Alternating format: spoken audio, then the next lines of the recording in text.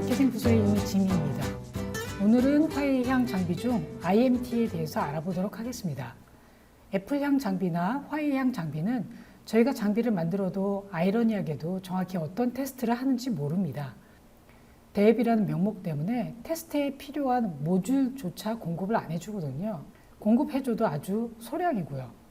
하여 상세히 들어가지는 못하고요. 스펙, 테스트 시퀀스, 동영상을 중심으로 간략하게 소개하겠습니다. 장비명은 테라 IMT입니다. 테라는 저희 회사 장비 모델명이고 뒤에 IMT는 화웨이의 명칭으로 이미지 테스터의 약자입니다. 스펙을 볼까요? 테스트 아이템스, 어떤 테스트를 하는가에 대한 질문인데 OS 커런트, 이거는 정기적 테스트의 대표적인 테스트를 적어 놓은 거고요.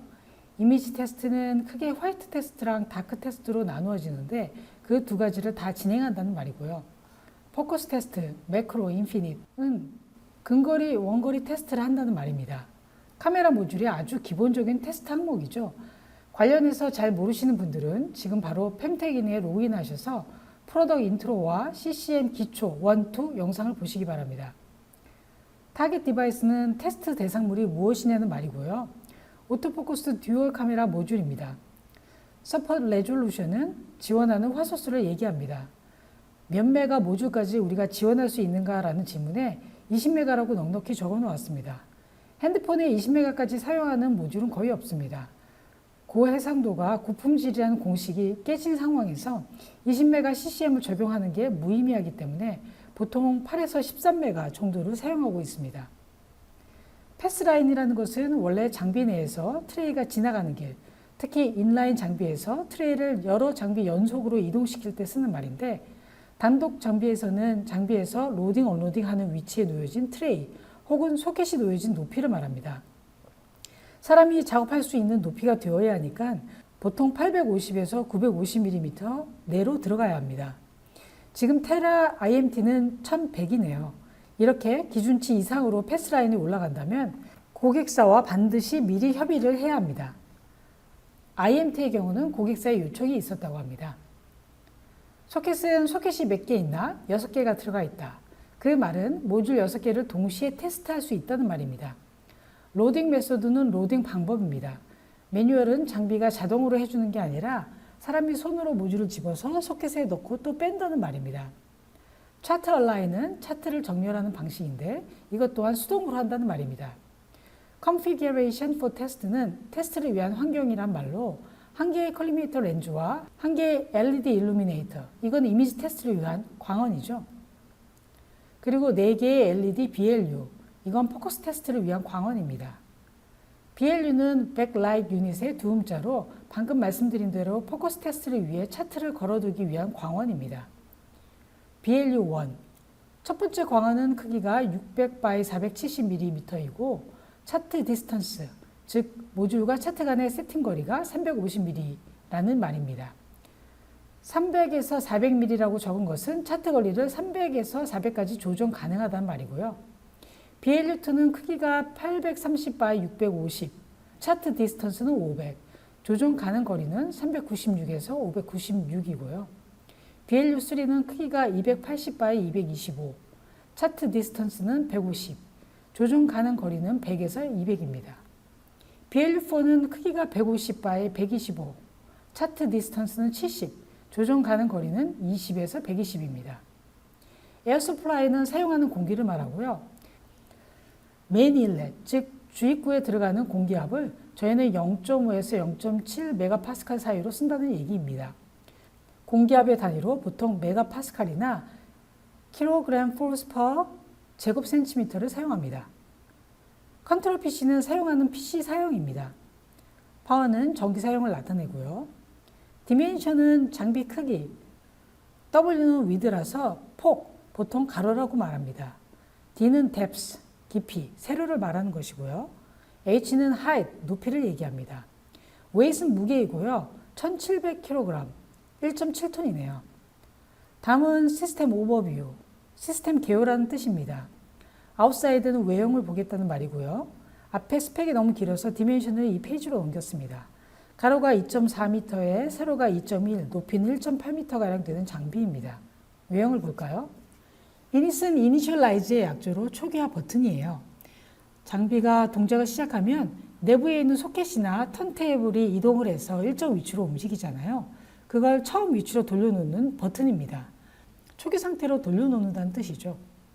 리셋은 일상생활에서도 흔히 볼 수 있는 단어입니다. 알람 시간을 맞춰놓거나 선호하는 주파수를 맞춰놓거나 했다가 리셋하면 그런 값들이 다 지워지고 처음 상태로 돌아가잖아요. 그런 역할을 하는 버튼입니다. 파워는 전기를 켰다 꺼는 온오프 스위치입니다. EMO는 Emergency Machine Off의 도움자입니다. 비상 버튼이죠. 장비에 사람의 손이 끼었다거나 할 때 급하게 장비를 멈춰야겠죠. 그때 사용하는 버튼입니다. KVM은 키보드, 비디오, 마우스의 도움자로 하나의 키보드, 비디오, 마우스로 다수 개의 PC를 제어하는 하드웨어 장비를 말합니다. 이 안에 PC가 4대가 들어가 있거든요. 한 대는 핸들러를 컨트롤하고 세 대는 검사하기 위해 있어요. 여기 모니터도 2개가 있는데 하나는 핸들러를 위한 것이고 하나는 테스트 소프트웨어를 위한 것이죠. 이렇게 PC 4대, 모니터 2개를 통합해서 사용할 수 있도록 KVM이 필요한 겁니다. USB 포트는 PC가 안쪽에 들어가 있어도 파일을 인스톨하거나 복사, 이동 등이 편하도록 앞으로 빠져 있는 거고요. 키보드도 2개 있고요. 오퍼레이션 패널은 작동 패널이란 뜻으로 이 상단 위에 스타트, 스킵, 스탑 버튼이 있습니다. 뒷장의 내부 개요에서 다시 보도록 하겠습니다. 시그널 타워는 한국말로 경광등이죠. 빨간불은 장비가 정지 상태이거나 에러가 났을 경우, 노란불은 장비 대기 상태, 초록불은 장비 진행 상태를 나타냅니다. 3번 시스템 오버뷰 인사이드. 내부 시스템 모습입니다. 장비 상단에서 보는 모습이고요. 이 장비를 인덱스 타입이라고 하는데요. 인덱스 타입이란 이동하는 일정한 순서에 따라 별도의 테스트를 하는 장비를 말합니다. 인덱스 타입이 되기 위해 이렇게 턴테이블 상단에 소켓을 6개 위치시키고 반시계 방향으로 60도씩 이동시켜 그 위치에서 각각 다른 테스트를 진행하는 겁니다. 이건 오퍼레이션 패널 상단의 모습입니다.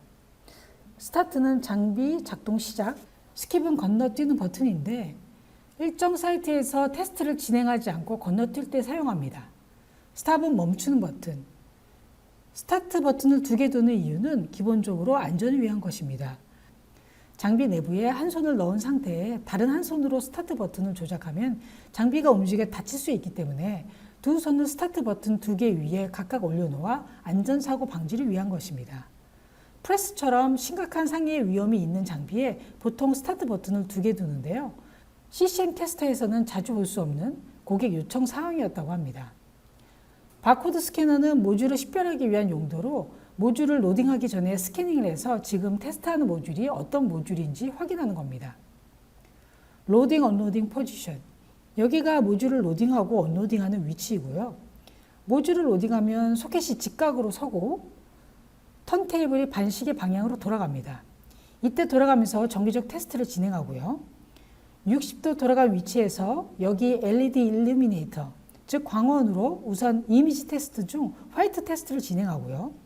완료되면 다크 테스트 패드를 이용해서 다크 테스트를 합니다. 화이트 테스트, 다크 테스트에 대해서 모르시는 분들은 반드시 프로덕트 인트로와 CCM 기초 1, 2 영상을 꼭 먼저 보시기 바랍니다. 테스트 완료 후 다시 반시계 방향으로 60도 이동합니다. 그러면 첫 번째 BLU 광원, 여기서는 물론 포커스 테스트를 위한 차트가 달려 있겠죠. 1차 포커스 테스트를 하고요. 다시 이동해서 두 번째 BLU 앞에서 2차 포커스 테스트를 합니다. 또 이동해서 세 번째 BLU 앞에서 3차 포커스, 그 다음으로 네 번째 BLU 앞에서 4차 포커스. 이렇게 300도를 돌면 턴테이블이 진행 반대 방향으로 돌아 언로딩 포지션으로 이동합니다. 계속 진행 방향으로 턴테이블이 돌아가게 하지 않는 이유는 하단의 소켓 부위와 연결되어 있는 선, 즉 테스트보드와 소켓을 연결하는 선이 한 방향으로 계속 돌리면 꽈배기처럼 꼬이게 되어서 그런 겁니다. 그래서 꽈배기처럼 꼬이게 되는 선을 다시 풀어주기 위해 턴테이블이 원복을 하게 되는 겁니다. 이런 불편을 덜기 위해 광 케이블을 채택하는 경우도 있습니다. 광 케이블은 선이 물리적으로 있는 게 아니라 빛으로 전기 신호를 주고받는 형태죠. 하지만 고가여서 현재 저희 장비에서는 채택하고 있지 않습니다. 무슨 포커스 테스트를 이렇게 많이 하는지 의아해 하실 겁니다.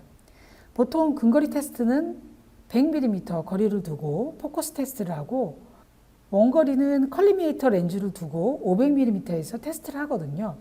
근데 화웨이 장비는 350, 500, 150, 70 이렇게 일반적인 기준치와 다른 차트 거리를 정해놓고 포커스 테스트를 합니다. 듀얼 카메라라서 양쪽 한꺼번에 테스트하는 게 아니라 한쪽씩 테스트해서 그런가 했는데 그것도 아니라고 하더군요. 각 테스트 사이트마다 듀얼 카메라 2개를 동시에 다 테스트한다고 합니다. 그래서 IMT도 의문으로 남아 있습니다. 도대체 어떻게 테스트를 하는 건지. 고객사에서도 대입이라는 이유로 전혀 정보를 공유하고 있지 않는 상태입니다. 혹시 펜텍 내에서 알고 계신 분들은 제보를 받습니다. 다음 4번 테스트 시퀀스, 장비 동작 순서입니다. 모듈을 바코드로 스캐닝해서 식별하고요. 손으로 집어서 소켓에 올려놓습니다. 스타트 버튼을 누르면 소켓이 수직으로 서고 턴테이블이 사이트 1으로 움직입니다. 이동하는 동시에 정기적 테스트가 이루어지고요. 사이트 1에 정지하면 이미지 테스트를 진행합니다. 화이트 테스트, 다크 테스트. 완료되면 턴테이블이 60도 움직여서 사이트 2로 이동합니다. 사이트 2에서 1차 포커스 테스트를 하고요. 완료되면 턴테이블이 사이트 3로 이동합니다. 사이트 3에서 컬리미네이터 렌즈를 이용해서 2차 포커스 테스트를 진행하고요. 완료되면 턴테이블이 사이트 4로 이동합니다. 사이트 4에서 3차 포커스 테스트를 진행하고요. 완료되면 턴테이블이 사이트 5로 이동합니다. 사이트 5에서 마지막 4차 포커스 테스트를 완료하면 턴테이블이 로딩 언로딩 포지션으로 원복하고 소켓이 수평으로 꺾어지고 모듈을 언로딩하게 됩니다. 5번 테스트 소프트웨어. 실제 화웨이 장비에서는 저희 소프트웨어를 사용하지 않지만 이 자료는 타사 영업용으로 만든 것이기 때문에 저희 테스트 소프트웨어에 대한 소개를 넣었습니다. 6번 테스트 아이템스. 테스트 항목 소개이고요. CCM이 일반적인 테스트 항목 리스트입니다. 정기적 테스트, 포커스 테스트, 이미지 테스트로 크게 나뉘어지고 IMT도 결국 그 기본 테스트를 진행하는 장비입니다. 7번 이미지 툴킷. 테스트 보드에 대한 설명인데요. 여기 이 스펙은 라운피플 스펙입니다만 고객사의 요청 사항에 따라 다양한 테스트 보드 사용이 가능합니다. 자, 동영상을 보실까요?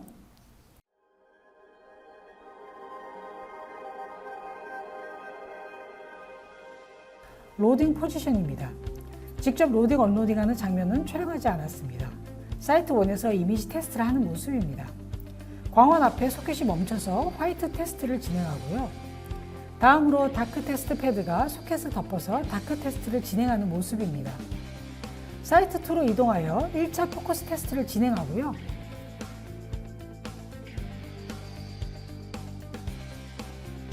소켓 방향을 촬영한 모습입니다. 사이트 3로 이동하여 컬리미네이터 렌즈로 2차 포커스 테스트를 진행하는 모습입니다. 다음으로는 사이트 4에서 3차 포커스 테스트를 하고요. 사이트 5에서 4차 포커스 테스트를 하는 모습입니다.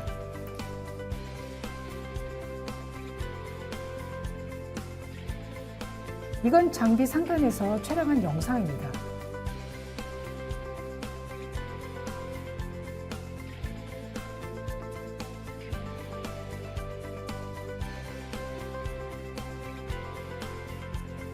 장비 외형이고요. 화웨이 장비의 테스트 소프트웨어는 5거를 쓰기 때문에 담당자가 없고요. 설계 담당자는 부철규 차장입니다. 오늘의 기략적인 내용 외에 깊이 이해하고 싶으신 분들은 부철규 차장님께 문의하시면 됩니다. 오늘도 수고하셨습니다. 감사합니다.